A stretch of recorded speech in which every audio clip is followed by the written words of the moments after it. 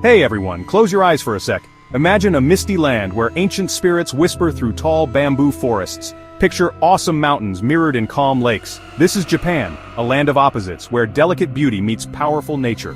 For ages, Japan's story has amazed the world.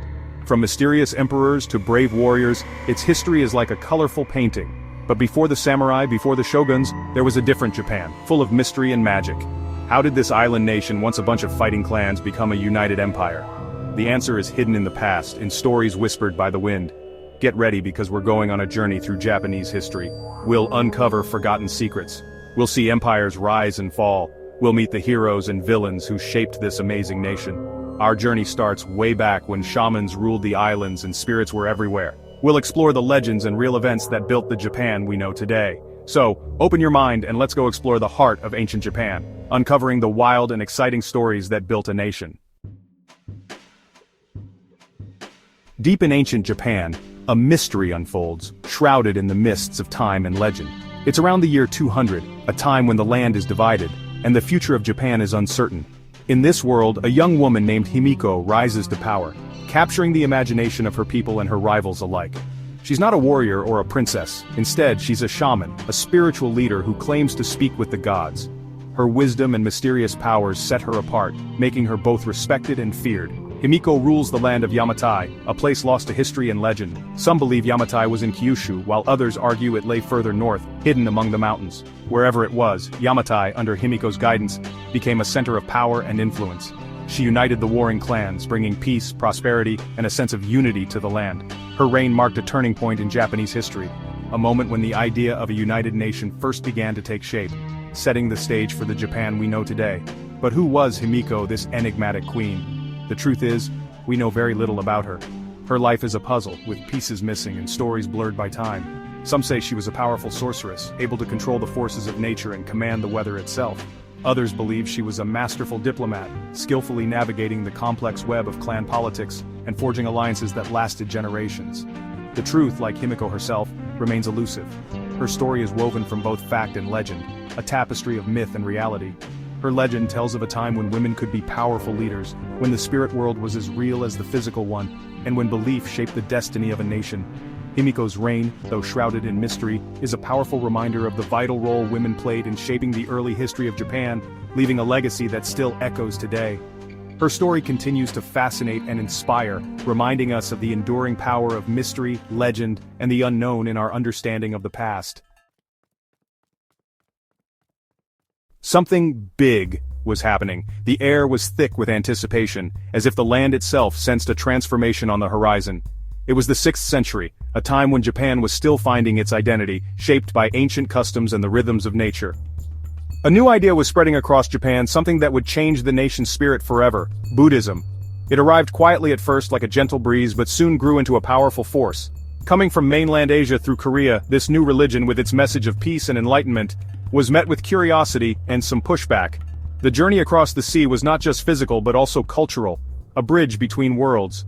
The traditional Shinto beliefs, all about nature and ancestors, were being challenged. People wondered if there was room for both the old and the new. The rulers, at first unsure about this new faith, soon saw its potential.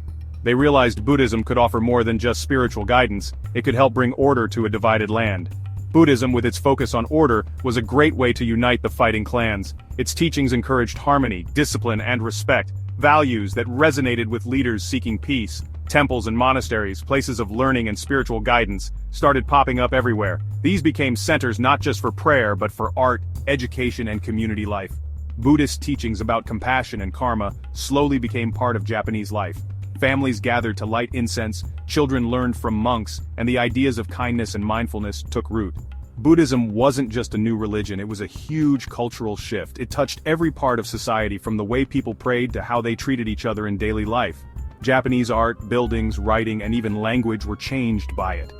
The influence of Buddhist philosophy could be seen in the delicate brushstrokes of calligraphy and the serene faces of temple statues. The beautiful Buddhist temples, the peaceful Zen gardens, and the fancy calligraphy became part of Japanese culture. These new forms of beauty and expression inspired generations to come. This mix of Shinto and Buddhist beliefs created a unique spiritual blend that's still around in Japan today. Rituals and festivals began to reflect both traditions, weaving them into the fabric of daily life. Japan's acceptance of Buddhism shows how open they were to new ideas, and how they mixed them with their own culture. This spirit of adaptation and creativity helped Japan grow stronger and more connected. It was a time of big change, a turning point in Japan's journey from separate clans to a more united and advanced society. The embrace of Buddhism marked the beginning of a new era, one that would shape the heart and soul of Japan for centuries to come. It was the year 663. The Battle of Baekgang, a terrible naval battle near Korea, shocked Japan. Japan's attempt to become more powerful in the area had failed against a combined Chinese and Korean force. The loss was tough. But from this defeat came a new desire to learn and improve. Japanese leaders realized they needed to make their own nation stronger. They started studying and making changes, trying to copy the strengths of their powerful neighbors. Scholars and artists went to China, eager to learn about government, military technology, and culture. This time of learning, known as the Taika Reforms, greatly changed Japanese society. They adopted the Chinese style of government, made new laws, and Confucianism, with its ideas about social order and respect for elders, became popular. The loss in Korea, though painful, was a good lesson. It made Japan look at itself, see its weaknesses, and learn from others. This willingness to learn from mistakes and adapt would help Japan in the future. It helped create a stronger and more united Japan.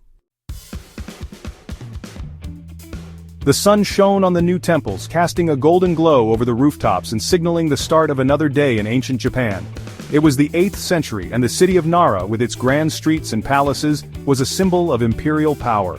The city stood as a testament to the ambitions of the Japanese emperors, who sought to create a capital that would rival the greatest cities of Asia. Designed like the Chinese capital, Nara was a beautiful and cultured city. Its wide avenues, orderly layout, and impressive buildings reflected a desire to bring order and sophistication to the land. The imperial court, dressed in fancy silks and jewels, ruled over a golden age of art, writing, and religion. Life at court was filled with ceremony, poetry, and the pursuit of beauty, as nobles competed to display their refinement. Buddhism thrived, with amazing temples like Todaiji, home to a giant bronze Buddha, becoming popular places to visit. Pilgrims and monks traveled from far and wide to marvel at the temple's grandeur and seek spiritual guidance. Poetry, calligraphy, and music became even more refined, reflecting the elegant court life. Artists and writers found inspiration in the beauty of nature and the rituals of the court, creating works that are still admired today. But, outside the fancy capital, things were different. The countryside was a world apart, where farmers and villagers lived much simpler lives, often untouched by the luxuries of Nara. In the north, the Emishi, fierce warriors who resisted the Yamato court, kept fighting for freedom. Their lands were wild and untamed, and their spirit was just as strong. These skilled horsemen and archers, close to the land and their traditions, were a constant challenge to Nara's power. They defended their independence with courage, refusing to be easily conquered. The difference between the fancy court life in Nara and the tough lives of the Emishi warriors showed the tension in Japanese society. It was a land of contrasts, where peace and conflict existed side by side. It was a time of both peace and war, of amazing culture and military struggles, as the young Japanese state tried to become more powerful. The dreams of unity and greatness were always shadowed by the reality of resistance and conflict. The story of Nara shows how humans can be both creative and fighters, building amazing cities even while battles happen nearby. In this era, harmony and conflict shaped the destiny of Japan, leaving a legacy that still echoes through its culture and history.